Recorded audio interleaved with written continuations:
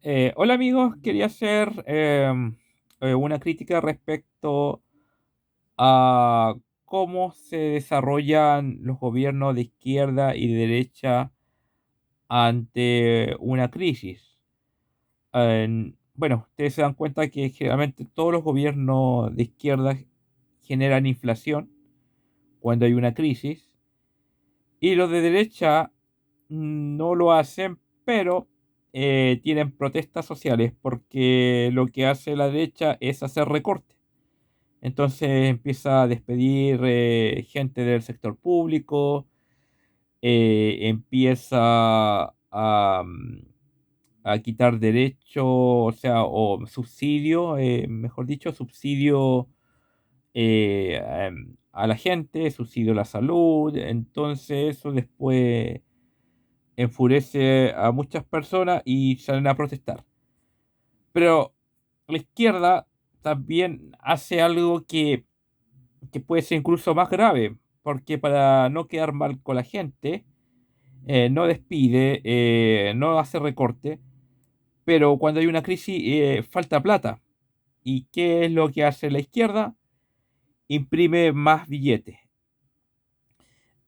Entonces, igual ahí hay una hipocresía respecto a lo que hace la izquierda, porque am, eh, lo que dice, o sea, lo que trata de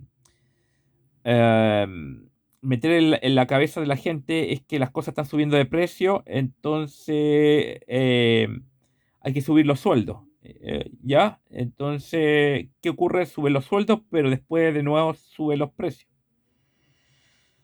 Hay que entender que cuando hay una crisis, generalmente esto pasa por em, que todo el sistema productivo del mundo entra a una contracción, entonces demanda menos materias primas, ¿ya? ¿Qué ocurre? Que a Chile como país exportador o le compran menos o las materias primas que Chile exporta bajan de precio. Por ejemplo, el cobre baja de valor, entonces a Chile ingresan menos dólares. Em, el detalle es que cada país necesita dólares porque es la divisa con que se transan los distintos productos, mercancías por el mundo. Si nosotros queremos comprar algo en el extranjero, lo tenemos que pagar con dólares. Y ese es el punto de que si hay escasez de divisas, las cosas no se van a poder comprar y van a empezar a escasear y van a empezar a subir de valor. Y bueno, ¿qué hace generalmente la izquierda? Es que cuando empiezan a subir de valor, empieza a imprimir más billetes de la moneda nacional, pero como igual eso no vale, al final todas las cosas siguen subiendo indefinidamente. Suben los sueldos al sector público, siguen subiendo las cosas porque hay menos cosas y al final los gobiernos de izquierda terminan con kilos de papel de moneda nacional y en vez de billeteras tenemos que llevar una bolsa para comprar. Bueno, eso pasó en Venezuela, pasó acá en Chile, durante el gobierno de Allende. Y en el otro lado está la derecha, que la derecha, bueno, no imprime billetes, pero hace recortes. Y bueno, es que realmente es como lo obvio, o sea, si te falta plata tienes que reducir gastos. Pero el problema es que esa reducción de gastos generalmente también cae dentro de lo social y eso afecta a la gente y después la gente va a protestar y queda la cagada y al final igual es mucho peor. Bueno, también otros gobiernos de izquierda lo que hacen durante una crisis es el keynesianismo. El keynesianismo consiste en aumentar el gasto público, pero mediante una deuda. Entonces, tú pides un préstamo al extranjero, al FMI, y todo, y con esa plata empiezas a gastarla para que haya un movimiento económico y se incentive el empleo y esas cosas. A veces el keynesianismo ha funcionado bien, como Algunos países como Estados Unidos lo implementaron durante la crisis del 29, antes que estallara la Segunda Guerra Mundial. Incluso Alemania se puede decir que hizo una especie de keynesianismo. Pero lo que pasa es que hay que entender que el keynesianismo es como que si alguien pide un préstamo y con esa plata, si tú la inviertes bien, tú, la, tú puedes devolver el préstamo y obtener ganancia. Por ejemplo, no sé, pedí un préstamo y eso lo invertí en un campo. En ese campo sembré cosecha y las pude vender y ahí pude devolver el préstamo y yo obtuve una ganancia.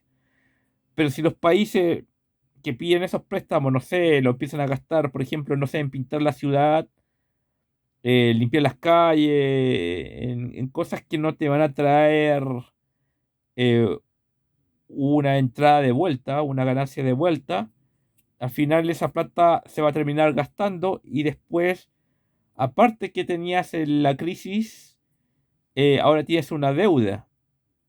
Entonces, al final eh, em- empiezan a endeudarse estos países, ¿no es cierto?, que hacen eso, que piden préstamos para tratar de volver a activar la economía, pero al final esa plata la malgastan y quedan con una deuda y después piden más préstamos para quedar con más deuda y al final ya la deuda es impagable y caen nuevamente en un proceso inflacionario porque esa deuda la tienen que pagar en dólares. Entonces empiezan a gastar divisas y como ya hay pocas divisas, empiezan a entrar pocos productos y esos pocos productos, como son pocos, empiezan a subir de precio y para tapar esa escasez en el fondo empiezan a imprimir moneda nacional y bueno, y pasa lo que pasa en Argentina, lo que pasa en Venezuela. ¿Qué quiero decir esto? Que a veces la gente pierde mucho el tiempo con ideología de derecha a izquierda, pero se sale del sentido común o no entiende el problema. Yo creo que si queremos mejorar nuestros gobiernos en Latinoamérica, tenemos que preocuparnos de la gestión, ¿ya? Ok, si van a hacer el keynesianismo, ¿cómo lo van a hacer? ¿En qué se gasta la plata? ¿Cómo se gastó la plata? ¿Y cómo va a entrar de vuelta? ¿Ya? Eh, porque no se puede estar pensando siempre en una ideología, no, o sea, lo que pasa es que en el fondo esto era una trampa, eso de la deuda, era para caer en las manos del FMI y después que Estados Unidos nos controlara y empieza todo eso. Entonces se transforma en un problema, o sea, lo que quiero explicar es que al final la gente lo trata de explicar mediante un problema ideológico y no se preocupa de la gestión en cómo se está manejando esa plata, en cómo se está invirtiendo. Por ejemplo, se están invirtiendo millones en educación, pero ¿cómo se invierte esa plata en educación? Porque a lo mejor no se le subió el sueldo a los profesores, a los directores, a todo, no sé, pintar a los colegios y todo, pero eso no es invertir en educación. O sea, en pintar a un colegio, no aumentar el sueldo a los profesores, no es invertir en educación. Invertir en educación sería mejorar una infraestructura, que esta infraestructura también eh, tuviera tecnología moderna y además que los planes de educación satisfacieran a la industria privada, porque en el fondo lo que se necesita en un país es que la gente salga para que vaya a producir en una empresa. De hecho, los países que han logrado un salto de desarrollo han hecho eso, han hecho una reforma educacional, pero esta reforma educacional satisface a, a la industria, a la empresa privada.